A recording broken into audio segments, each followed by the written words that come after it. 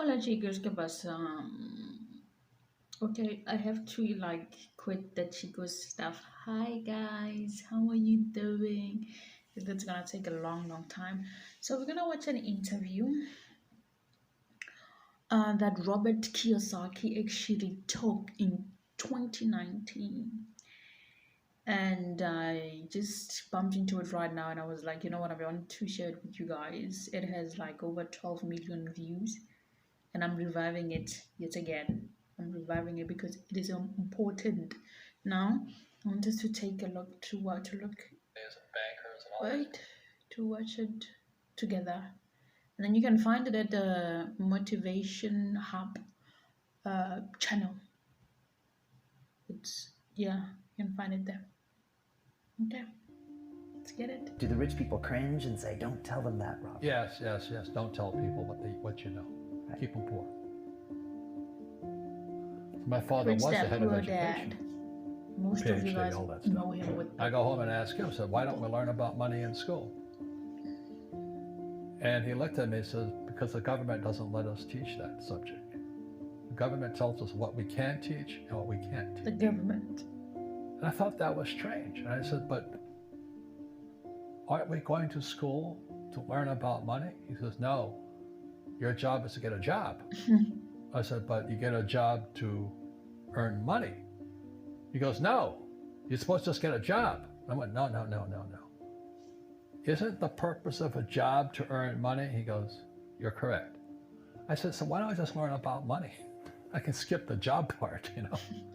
And he got flustered and he said, if you want to learn about money, why don't you ask your best friend's father about money? And I said, why? That's Mike. So why ask him? He says, because Mike's father is an entrepreneur. And I said, what are you? He says, I'm an employee. I'm a government employee. And I went, oh, what's the difference? He says, the difference is an entrepreneur must know about money, or they're no longer entrepreneurs. And he says an employee doesn't have to know anything about money because the government will take care of them, the company will take care of them. Oh, So I'm all confused.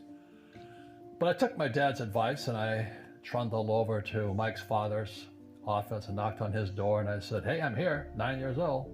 Teach me about money. He says, beat it, kid, you know. But that's where the story of Rich Dad, Poor Dad started. And finally, through persistence, my rich dad started teaching me about money on one condition. And that condition was he would never pay me. He says, the moment I pay you, you think like an employee. He says, that's the trap. Entrepreneurs work for free. And now I'm 9 years old, my head's going cracking in half. He says, you never want a paycheck. You understand that, kid? I said, okay, I got it. And he says, well, how do I make money? I'm He getting says, that's what entrepreneurs figure out. It's like, so how do I learn about money? So he would just break out a Monopoly game board. So I would work for free. I'd pick up cigarette butts and get hotels and restaurants, and I would clean and do menial tasks. And as I got older, I started getting into office work and marketing and accounting, and I was an apprentice basically, but I always worked for free. And he would teach me about money, but the way he taught me about money was playing Monopoly. And finally one day I got upset. I said, well, when are you going to teach me about money? He says, what do you think we're doing? playing Monopoly. We're playing Monopoly. He goes, no, no, no, no. What do you think we're doing? We're playing Monopoly. He says, what do you think we're doing? So I don't know. I'm teaching you about money. And then that's when, you have one greenhouse. He says, there's many formulas for great success in money. There's thousands of them, but one of the best ones is found on the game of Monopoly. It still is today. 4 greenhouses, 1 red hotel. I said, what? He says, one of the greatest ways to acquire great wealth is playing Monopoly in real life. 4 greenhouses, 1 red hotel. But is that all there is? He goes, that's it. And he says, what do you think I'm doing? And I went, I don't know. So then he took me out and he showed me his greenhouses. And 10 years later, when I was 19, I was now in school in New York, and I come back to Hawaii, and Rich Dad had bought the biggest piece of land smack dab in the middle of Waikiki Beach. And when you go to Waikiki Beach today, you'll see the Hyatt Regency Hotel. That was his hotel. Just like the game of Monopoly. just like the game of Monopoly. Acquired assets and they became bigger assets. He just kept what's called an assemblage, because that property wasn't that big at the time. So he had to buy out all the small guys. Because Waikiki was a little dirt water little town. So he'd buy out this shop owner and buy that shop owner. And it took him a while, but he finally assembled this large piece of property. And then he and Hyatt put up this giant hotel. You know, It just sold for $800 million. Sorry for being disturbed. So that's how I learned about money. Nice. I've had financial crashes. I've had people stab me in the back, but they're all good because I grow from it. That's spirituality. True. You know, people who are afraid of making mistakes, like they teach in school, they don't ever grow. Because spirituality is there's good and there's bad, there's right and there's wrong, there's up and there's down. Most people only want to be right, they only want to be positive. Well, you can't have that. That's not reality.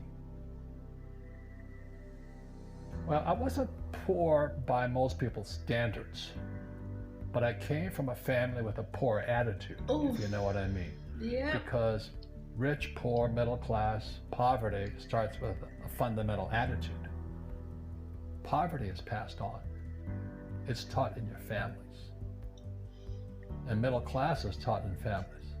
And so the people right now who are sitting at home, who are struggling financially or worried about money or unhappy, they may be making a lot of money, but unhappy with what they're doing, it was probably taught to you. You know, your superego was taught, get a job, work hard, or you'll never be rich, or the rich are evil, or whatever. The school system will never teach you about money. The school system was designed to teach you to be an employee, which is important, or a doctor or a lawyer, a specialist, but never about money. And what most people lack is real business knowledge, like accounting, you know, like debt, like taxes.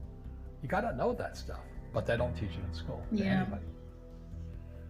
So, and then when people ask me, how did your rich dad learn this when your poor dad, a PhD, didn't? And the answer is very simply, my rich dad, who's again my best friend's father, his father died when he was 13. So rich dad had this family business at 13 to run. So he had to drop out of school, which was his blessing. You know, there's blessings, and you know, sometimes a blessing doesn't look like a blessing, but it turned out to be a blessing. Yeah. And then his teachers became his bookkeeper, his accountant, his attorney, his banker, his real estate agents. So he has what I call real teachers, not these fake teachers in school. You see, most teachers in school, they're out of ethics. They teach subjects they themselves don't practice. True. I asked the teacher, I said, you know, I'm in my third year of calculus now. It was called strength of materials. I said, am I ever going to use this stuff? He goes, No. No. No. No. You know, I said, why do you teach it? I said, because I get paid. I said, do you ever use it? He goes, no. And that's why, you know, you have to, in life, one of the things I suggest to people, you got to find a real teacher versus a fake teacher. And a fake teacher is somebody who doesn't do what they teach.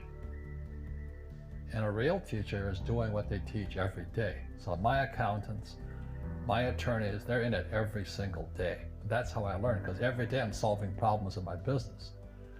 So I have accountants and attorneys and bankers and all these people on speed dial because I'm solving problems with my team. I see you giving this knowledge out, and yeah. Do the rich people cringe and say, don't tell them that, Rob? Yes. Don't tell people what you know. Right. Keep them poor.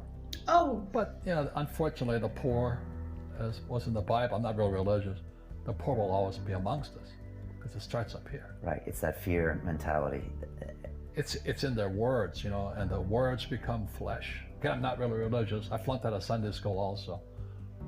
But when they say I can't afford it or I can't do that, they go down. They become what they say. My PhD dad, he says, what do you think I am, made of money? I can't afford that. And my rich dad would say, that's why he's poor. Poor people say, I can't afford it, I can't do that, I don't have time. because it's an escape. It's an escape. You know what I mean? It's easy to say I can't afford it. And your rich dad used to say what instead of I can't afford it? How can I afford it? How can I do that? You know, what would it take, or why should I do that? He says that a question opens the mind, a statement closes the mind. See, when you say I can't afford it, your mind shuts down and you become what you say. Rugby is a team sport, but so is soccer. The rules are different. And other people are golfers. They play by themselves. And so everybody's different.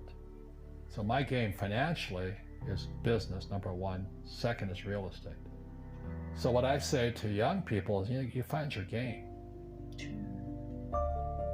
Oh, it's finished.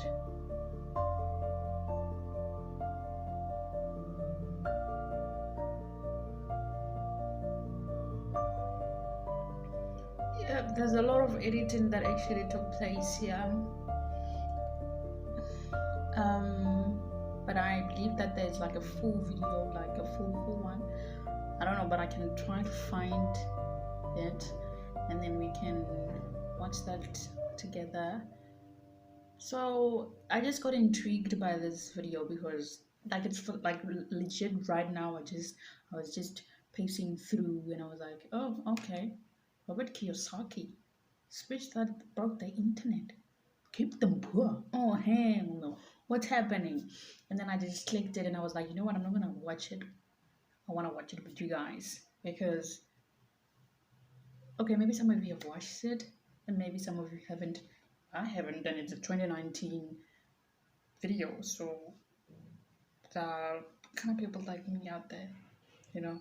So I just wanted to actually share this video with you guys. I don't want to make the video way too long because it's already long. So I'll see you guys in another video. I hope you really enjoyed it and keep on watching them. It's a motivation hub channel.